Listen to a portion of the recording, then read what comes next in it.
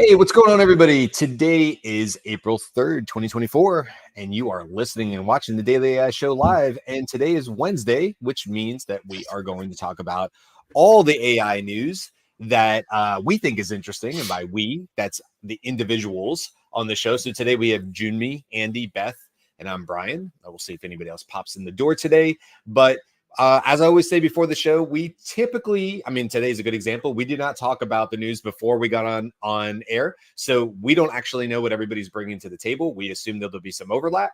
And yeah, it's always a fun time because we talk about what's interesting in the last 7 days. And I think, we see cycles. I actually think this last 7 days has been pretty interesting. Nothing like mind blowing, but some really, really interesting stuff in the news. And if I could, I'd like to start with something that actually happened yesterday that we have been talking about, and that's Ethan Mollick's book, Co-Intelligence, came out yesterday. It got delivered to my door sometime around noon.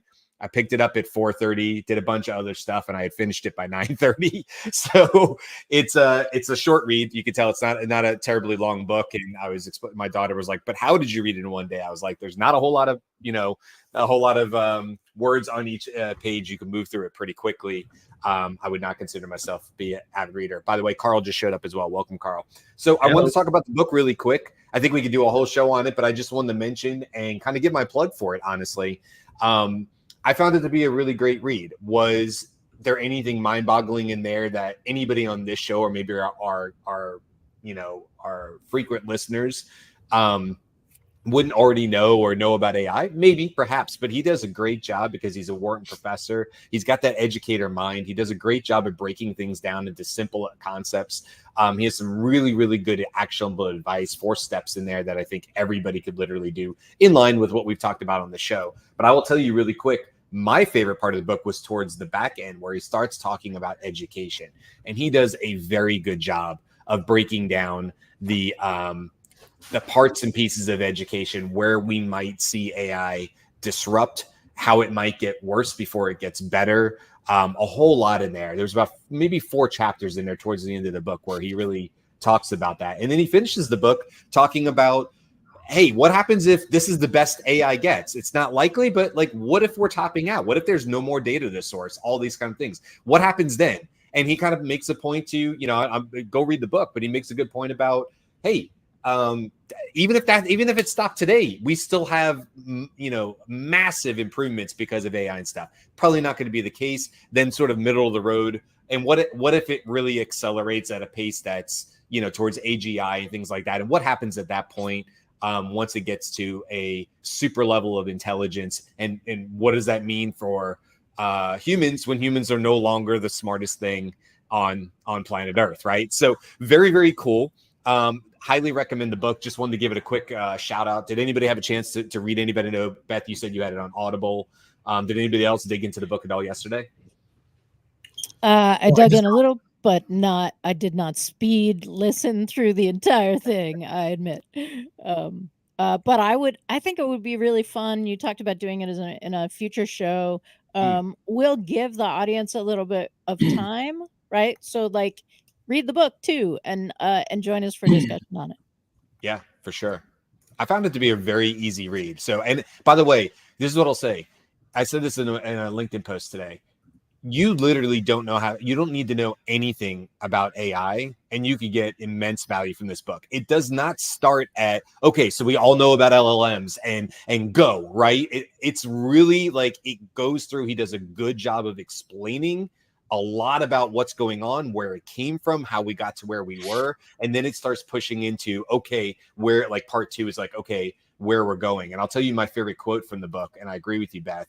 But my favorite quote is, we are playing Pac-Man in a world that will soon have PlayStation 6s. I just think that's a really cool quote. It was like one of his last words before it went into part 2 of the book. And I said, I got to remember that for tomorrow. So absolutely, we should do a show on it. So we've said, give it to your friends who are asking about AI, or give it to your friends who are like, AI, what? You mean ChatGPT? right? This will give you something to help them get up to speed. But I was on a pre-launch call with him, and a whole list of AI insiders, and there was very interesting discussion. So so even if you're in this, it can be helpful to hear someone else's thought process and laying it out. And as Brian said, as an educator, he's great at that. Yeah, and go subscribe to his Substack, One Useful Thing, which is a great newsletter that he puts out as well. Very, very. If you read that, there's a lot of commonality between that and the book. But yeah, absolutely. Okay, so that's I have other things to share, but that was the one I wanted to make sure I got out off the top, because I just thought it was a great book, and it's great to see really intelligent books being written about AI that anybody can consume and get a lot of value out of. What else you guys got? I will go with open source AI software engineer. So basically, the last 2 weeks, people have been going nuts about Devin, and open source works really quick. So this is an open source Devin. It does not have Devin's front end, but it is available, right? You can go to GitHub or Hugging Face. Sorry, I don't remember where it was, but you can go and use it. And it has those same kind of functionalities. So like Devin, it solves about 12%, which sounds low until you realize that maybe Andy said this when we were talking about Devin. The average solution is 2%. So 12% is actually quite a jump. It can use natural language to generate something, then troubleshoot itself, find errors, try to fix them, those sorts of things. So we're just getting closer and closer to. I just want to add that this comes from Princeton's Natural Language Processing AI lab, and they released it as open source. It's not something that you would use as easily as Devin, because it requires a special monitor type interface for the agent to chunk the lines of code into groups of 100 or something.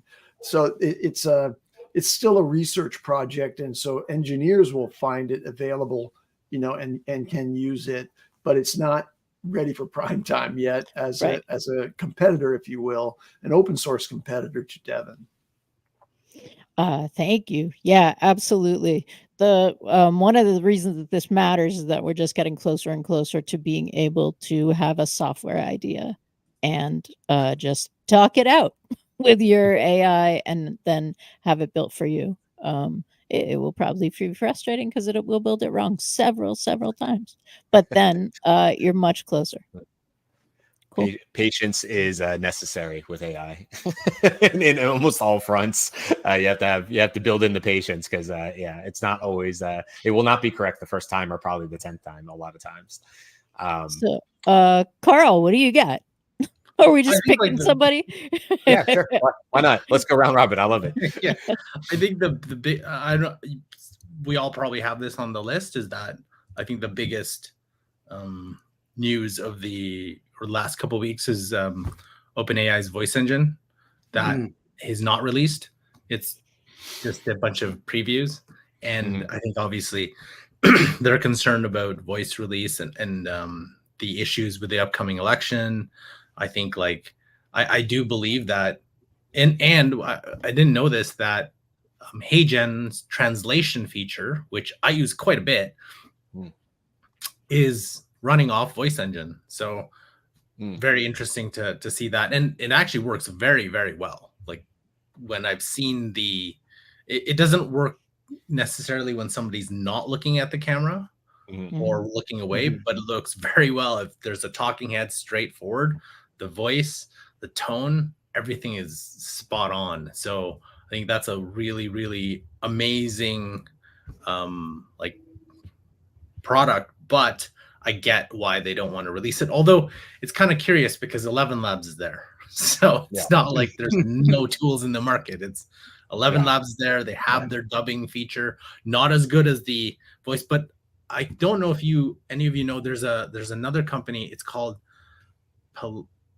Palace or Palatio or something. It does exactly the same thing as Agent's translation tool. Like, oh, really?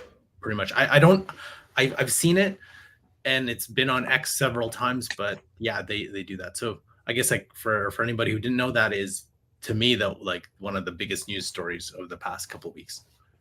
Yeah, for sure. Yeah, and the way that they're releasing it, or at least giving previews and things like that, kind of speaks towards what Sam Altman was talking about with Lex Friedman on that interview. How they released Sora, they did say that they wanted to be a little more cognizant of how they roll things out. So this might be just their method of softening the blow, as opposed to just like, oh, here's all these things, go for it, go wild, and that kind of stuff. Does it really solve some of the larger issues? Probably not, but it does cover their butt a little bit. Just saying, hey, we're being responsible. We told you that we were gonna do all of this crazy stuff before we did all the crazy stuff. Right? Yeah. Changing it a bit. There are two other, before we jump onto any other news, just because we're already talking about OpenAI, and he did have two other announcements that came out in the last couple of days. I'll just share my screen super quick. They're pretty fast ones. Screen window. Okay, so the first one is that ChatGPT or OpenAI has said, hey, we're rolling this out. I tried it. It didn't work for me, but you can try it. You can now go to chatgpt.com, which will just send you over to OpenAI.chat, whatever it is, chat.openai, whatever it is. You go to chatgpt.com and you can now use ChatGPT without logging in. And so that's a big change to the way it was. You always had to log in, create an account. And they're saying on this website that they want more, I think maybe at the top here, more than 100 million people across 185 countries use ChatGPT weekly to learn and try something new. Starting today, you can use ChatGPT instantly without needing to sign up. We're rolling this out gradually with aim to make AI accessible to anyone curious about its capabilities. So I think that's pretty interesting. And then also sort of in the same article, it's not the second thing that I was going to talk about, is you can jump into settings and very quickly opt out of training right there from that free side of the account. So they're showing it on the screen. They're going down to the bottom right. They hit settings. There's one option there. You toggle it off to the toggle is called improve the model for everyone.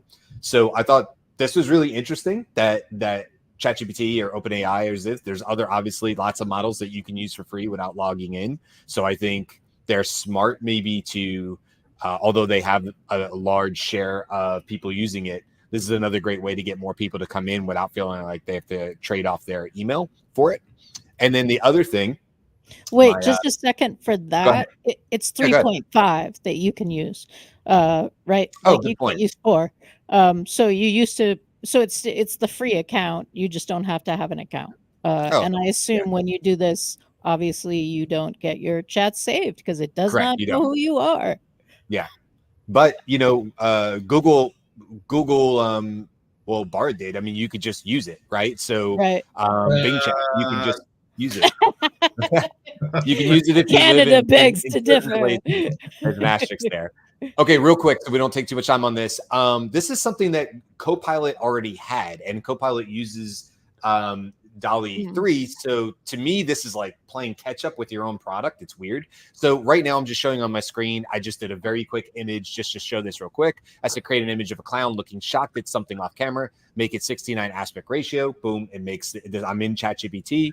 But now if you click on the picture, you now have an edit button in the upper right corner. So you can hit select. I'm going to go ahead and highlight his nose here. Then I get a little edit selection here at the bottom, and I'm going to say make it an apple for a nose, and we'll throw that in there really quick and see if it works or if it does anything. I still think this is like, for people who are using like Copilot Pro, number one, you still always get in Copilot Pro, you get 4 images at once. Super helpful. And the editor is much better than this. This is very, very basic. I'm not saying it's not welcomed. You can see this is in real time how long it's taking just to edit this image. This also is much, much faster in Copilot. And there's some ways that you can do it in Copilot for free. So it's great. I'm glad it's here. it takes some time. I mean, we're still waiting for it to make the change to the image. We'll just give it another couple seconds here and see if it does a good job. Yeah, I mean, it did throw an apple. For the most part, it looks like the same part of the rest of the picture. Here's an updated image, so on and so forth. So just something. And now if I click out of it, by the way, it's edited, which I don't like the idea that I can't go back if I didn't like it. Oh, no, I take that back. I take that back. It's still in the same feed. I take that back. I didn't see that earlier. So, some new updates from OpenAI, not game changing, but nice to see. And I do like the idea that they're opening it up and you don't have to necessarily sign in if you just want to try out 3.5. What's interesting about that is that DALL-E 2, before it was a part of ChatGPT, had both in painting and out painting. Yeah. So, like, I it's agree. clearly not a huge priority. It's like, what is, I mean, this is better. DALL-E 3 is much better than DALL-E 2. This in painting is better than the previous in painting, but it is a little weird. Like, hey, look, we did this new thing that's still not exactly the capacity we had before. Yeah, and I think it's weird to me that Microsoft, who we know is like using OpenAI, and I'm not taking anything away with Microsoft. Maybe they created this side of it, but I mean, it definitely says powered by DALL-E 3, and you get 4 images. You can go to any one of them, turn it immediately to steampunk, do in-image, editing, all that stuff. It's like right there. I'm like, this is exactly what ChatGPT should look like, but it doesn't. So, well, that probably has to do with whatever arrangement they have. Maybe. Oh, we'll implement the most innovative parts because we have a paid for a better paid for service and user base, and then you can do all the free stuff over here at a slower pace. I mean, that's me just messing around, but I do have a few stories on the brighter side of things for AI. University in Buffalo, New York,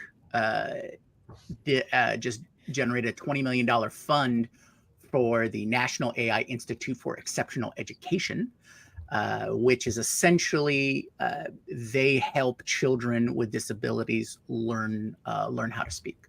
So it's so that's a huge check mark in the side of, hey, this is how we can use AI to better humanity as a whole. Also, another story released, there was a review about how AI is being used in cancer research and cancer medicine and things like that. And it's increased the percentage of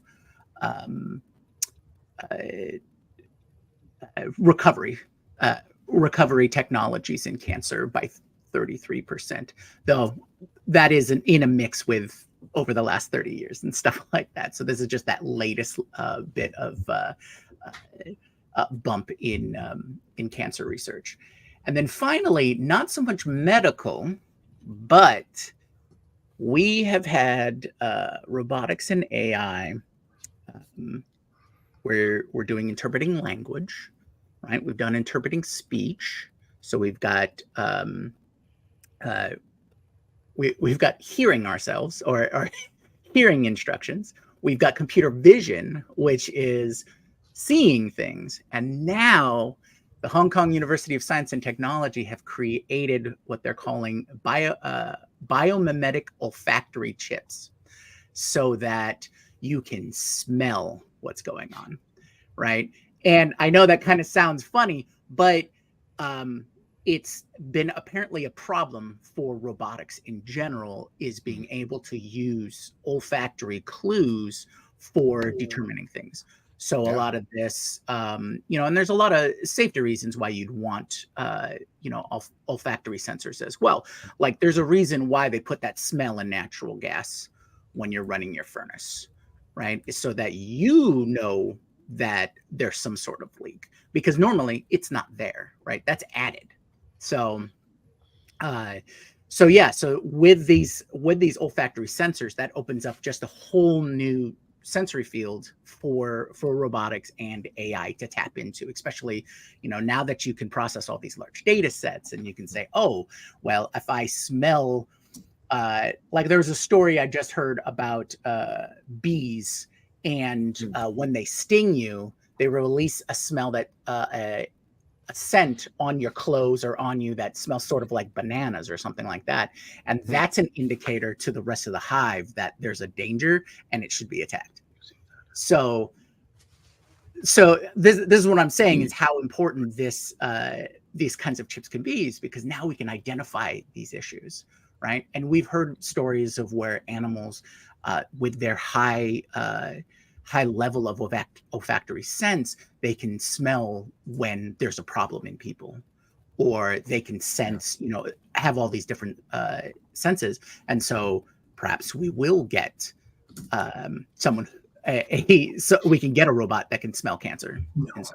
Or, I mean, look, just from today's news, I mean, there was just that massive 7.3 earthquake in Taiwan. And you can imagine, I don't know if this is true, but we've all seen it where birds act differently just before something like, a natural event, or whatever. So if there's like changes in smell that aren't really perceptible by humans, but robots or AI could pick up, and that turns into even more of an early warning system.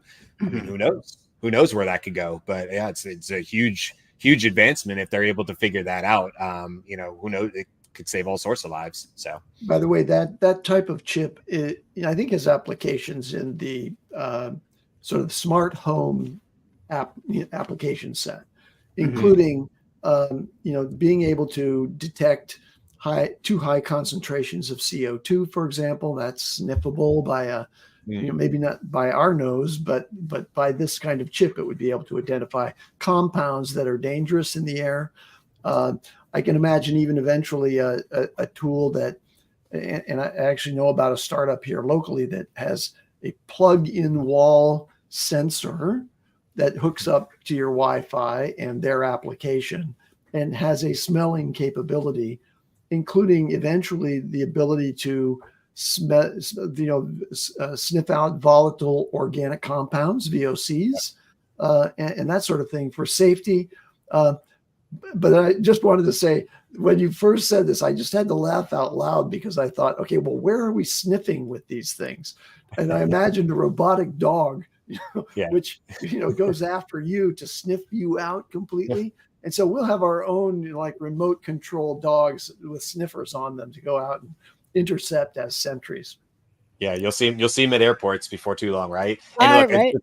This will be very, very short. Here comes a firefighter story. But you're right, Andy, when you talk about that, because one of the things as a firefighter, one of the most dangerous things as a firefighter, and one of the places that you actually found that firefighters had the highest level of heart attacks was during overhaul. That's after the fire has been extinguished and you're now working the building and stuff. It also off gases terrible stuff. I really, truly don't know the impact that the years of me being a firefighter will have on my long-term health. I imagine, though, it was not a net positive. And I only did that job for like 5 years, where I was like doing that kind of stuff. And I didn't work fires every day. But it's so hard to work on air while you're doing like the manual work, which is why firefighters drop dead of heart attacks and stuff. It's just extremely physical, hard work. But there's off-gassing going on all the place. To be able to send in, I mean, not even a robot dog, but that would be awesome. But I'm just saying, like, even AI sensors and stuff like that could smell the area and let firefighters know whether it's even safe to be in that area. I'm guessing 9 times out of 10, it is not safe to be in there without being on air. We kind of knew that back in 2023 or 2003 when I was a firefighter, but it wasn't the popular thing to do. It was uncomfortable, whatever. So all of a sudden everybody's in there without their masks on, overhauling a building, and then you end up endangering more lives because of it. So just wanted to bring that up really quick. And Greg is bringing the comedy. All our robot dogs will sniff each other just like all our regular dogs. We won't be able to get them to do anything. Hang on, I got to check out everybody in the vicinity. That's awesome. And I do have one small story, which for me, is a highlight. So apparently, and I didn't know this, but some of the best fast food you can get is from a gas station. So this might be a regional thing or whatnot, but apparently there's a convenience store chain called Re-Up, and what they're doing is they're going to install this this robot fry cook called the Wingman from a company called Nala Robotics. And so, did you read this on April 1st? No, I didn't. I double checked. Yeah, it's April 2nd. And I still got to look up that story about the UK professor, because that was like on the 29th or 28th, and so still too close. But essentially, it's a robot fry cook that you can install in that this company Re-Up's going to do, and they're going to install it in all of these convenience stores that are tied to gas stations, right? And it primarily makes wings, chicken wings, buffalo wings. And so it fries the wings, puts on the sauce, rolls them, put them in a basket, and then serves it up. And I was just thinking, this is totally going to work, because having an established storefront restaurant where you go and then they happen to have robotic cooks in the back, while that sounds pretty good, what's the viability beyond the novelty? It's like, oh, I'm going to try the burger and fries from this one store. Right. But everybody still uses a gas station. And if the EV grid is tied into the gas station, that means all the EVs are still going to go to the gas station. And everybody goes to the convenience store when they're on a road trip. Yeah. I mean, I've done this myself hundreds of times. And if you can get a decent fast food meal real quick while you're filling up your tank or charging up your vehicle, fantastic. I see tons of potential here. Now if we can just get it in my area, that would be great. Go for it, Andy. Andy, you're muted. Nope, still can't hear you. You're not muted, but we can't hear you. Wow, I'm back. Okay. There he is. It was my barking dogs that I had to mute. Oh, okay. Yeah, sorry. So Cloudflare is an enormous company with data centers in 310 locations around the globe. And they have massive compute capacity. And they use this as a content delivery network for any application that's out there, and or any website that wants to have really fast, low latency response wherever the person is accessing that thing. So your DNS, your sort of address on the web, is managed by Cloudflare going forward. And Cloudflare determines instantaneously when someone makes a query against your website or your application, where the closest place to that is to reduce latency, and delivers that compute in part to that location. So it's basically redistributing all of the code so that it's closest to the user. Now, they've just shifted a little bit away from their business model, which is sort of cloud security and app acceleration and or website acceleration for zillions of websites out there, and every major network is connected to Cloudflare. They've just expanded into AI infrastructure, and they're offering now a service called Workers AI, which is a serverless platform for open source models like Llama 2, Mistral, Hermes, etc. So if you want to build an application, you don't need to count on one of your own servers to manage that, or go to AWS and use Vertex, or any of those options out there. You can now just do it through Cloudflare, and you can address one of these open source models.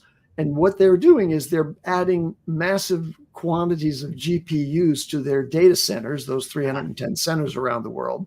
Gotcha. And that creates an edge computing capability. And we've talked a little bit about this edge compute, which is putting the chip closer to the user to reduce the overall network distribution latency that, if I were trying to access it from Europe and my server is up in Portland, Oregon at AWS, then, there's going to be a longer delay in milliseconds than if I'm accessing something that's available out of nearby Paris, for example. So I thought that was really cool. That's going to make it democratizes access to open source models to a large degree, to make them available directly through Hugging Face, and you can deploy, code on Hugging Face to Cloudflare, deploy on Cloudflare Workers AI. So they're partnering with Hugging Face and Microsoft for some of their runtime AI models, and Meta for the Llama 2 model. Another little tidbit here. This is in the area of poaching, talent from different locations to try to advance your efforts in the world of AI. And Carl's going to love this one, because Google has just hired away from OpenAI their lead for developer relations. And that person, his name's Logan Kilpatrick, is going to go over to Gemini and AI Studio at Google and work on making Google the best platform for developers working with AI. Oh, they need it.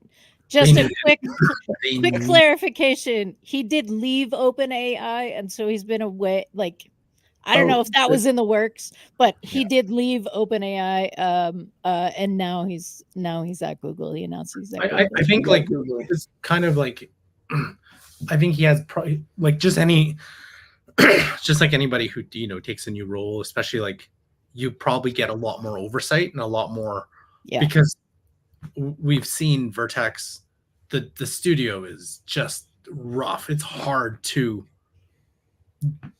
literally like how to build off of it. Just so many moving parts and so on. And if you ever compare it to OpenAI's developer portals and their playground, it's just night and day. So I think Logan.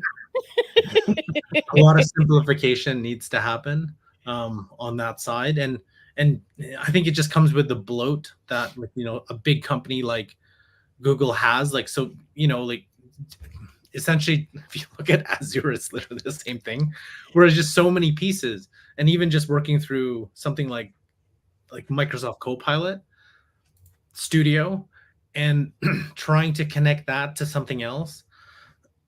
As a developer, it's just rough that I know Google's trying to include as many things as their legacy systems can, so you can access it all at the same time, but adding all those things in addition to the AI component just makes the entire experience like really terrible to use. So, and I think this is where OpenAI, Anthropic, they have an advantage, because there's no legacy things that they need to bring in. They just like, this is it. But Google has all these things that, and it's always about, I don't know, Andy, you probably, like, we all know this from like working at or having worked with or at big companies. It's like, there's always a person that says, well, maybe what if the person needs this too, right? It's always like, let's just add this in because that 1%, less than 1%, that one person may want this specific feature that we really should be putting into it. Or really can't sunset, right? Yeah, you just can't sunset because of reasons.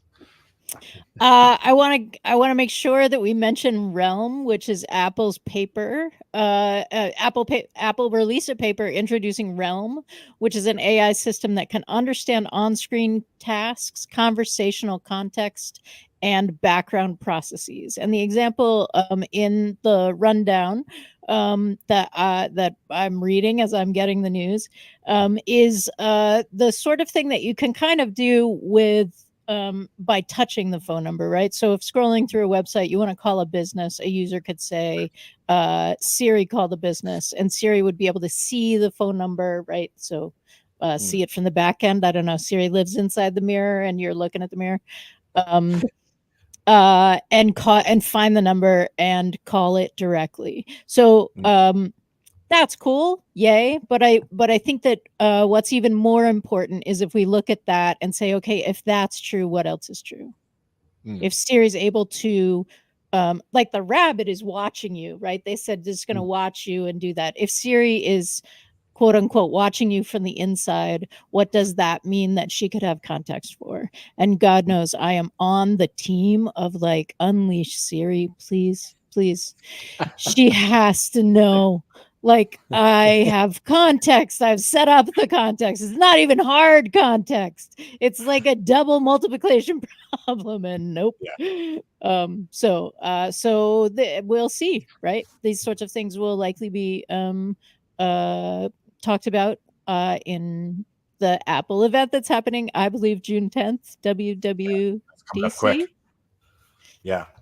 I have like maybe two things really quick. One of them is actually what Greg brought up, which Stability Audio 2.0 dropped today. That happened like an hour ago. So we can look really quick. They announced the Stability on X. They said introducing Stable Audio 2.0, a new model capable of producing high quality full tracks with coherent musical structure up to 3 minutes long at 44.1 kilohertz stereo from a single prompt. And you can go over to stableaudio.com, and there are a couple of pre-done tracks, stuff like post-rock, echoing electric guitars with chorus, recorded drum kit, electric bass, so on and so forth. And it'll show you it, or you can try the prompt. If you do click on the prompt, it does want you to log in. So just know that you can't actually try it for free. You have to trade your email for that, but you can probably try it for free, I would imagine. And a twofer on that one is that's really interesting that happened to come out today, because one of the news stories from yesterday was that a bunch of music artists had signed a letter talking about irresponsible AI. This is a quote from it. When used irresponsibly, AI possesses an enormous threat to our ability to protect our privacy, our identities, our music, and our livelihoods, the letter reads. Some of the biggest and most powerful companies are, without permission, using our work to train AI models. For many working musicians, artists, and songwriters who are just trying to make ends meet, this would be catastrophic. And the letter is longer than that. So interesting, right? We have on the one side what is it, Sono and Stability Audio, and we talked about Loudly the other day, are able to do. And also you have the music artists pushing back and saying, we're going to fight against this, and they should. They should absolutely continue to make their voices known. So they don't get run over by what AI can do. I think like when somebody said in the article, it's not like anybody is necessarily, Jumi, you said this, like, I don't know who's really like choosing to listen to AI music. But if we just go back to this is the worst it'll ever be, we can't assume that people will continue to choose fully human created new music versus listening to something that you could just jump into Spotify and make on the fly and create your own playlist off of it that only Spotify makes money off of. Well, that's not where money is. And I think that's what the key is the threat to like livelihood and things like that creators are, or at least I imagine a great deal of creators have a concern with, is they don't trust the infrastructure that exists because they have never been properly compensated for their creative works. So they don't trust the Spotifys, they don't trust the music labels, they don't trust the movie producers and all of those kind of stuff. And they shouldn't, because they've never been treated well. So if we can fix that source problem, which may be a much larger problem than we can solve on this show, but it does speak to what inherent systemic issue is there. It's also not where the money is in like Spotify. No musician is getting like crazy rich off the Spotify. Exactly. They're getting. There are a lot of musicians who make a living with sync licensing, which means that they generate sound that then is licensed for video, for those kinds of projects. And that is likely to be the first thing that goes away like that. Right. I think like my personal use, like I use Epidemic Sound to do a lot of stock audio and stock like sound. But the thing is though, what I've been finding is it's hard enough to find the right music for the right video that you're creating, whatever it is, whether it's a documentary, whether it's a product video, whether it's a real estate video. It's always tough to find the right music, but I'm finding it's a lot easier to find to create that right music. And even though it's not the full like 2 minutes, 3 minutes, 4 minutes that I usually do, and I still believe, I still support artists and work with Epidemic Sound on that. But like those sound effects that I can create now, those took some even the longer time to try to figure out. It's so much easier just, oh, I need a whoosh, I need a doorbell, I need a this, I need footsteps. So much easier to create than that. And from a music perspective, if I just need a background trap beat, or I don't know, I do a lot of AI content, so it's like some sort of sci-fi interstellar music in the background, I just type that in and that's enough. I don't need, and I think that's where it's you may creep into those artists who, that's, I don't know if that's a livelihood of stock music, stock sounds, but then it's going to creep into that. And then you're right, all it takes is, hey, I need a playlist that I would need to zone out while I'm doing work. Well, I could just using AI rather than try to figure. I know Spotify has their own type of playlist, but it's easier to create your own. Yeah. All right, we're going to leave it there because I still had more things. I knew there was a lot this week, but it's cool. We'll get to those on another show or topic. It's always fun to have a few extra. Tomorrow, we're going to be talking about AI in movies, which movies we think got it right. That'll be a fun conversation. Come hang out with us. Jimmy's really excited. I'm excited to listen to Jimmy and Beth and people who know more about this than me. So I'll be sitting and listening a lot tomorrow. Friday, we have our 2-week recap show that we'd be doing every other Friday. And it's like, what did we just talk about? So we'll revisit a lot of these topics. Maybe some of the stories that didn't get time today. We'll bring those up on Friday show. So keep on coming back. Keep hanging out with us. And until tomorrow, have a great one, guys. Bye. Aloha.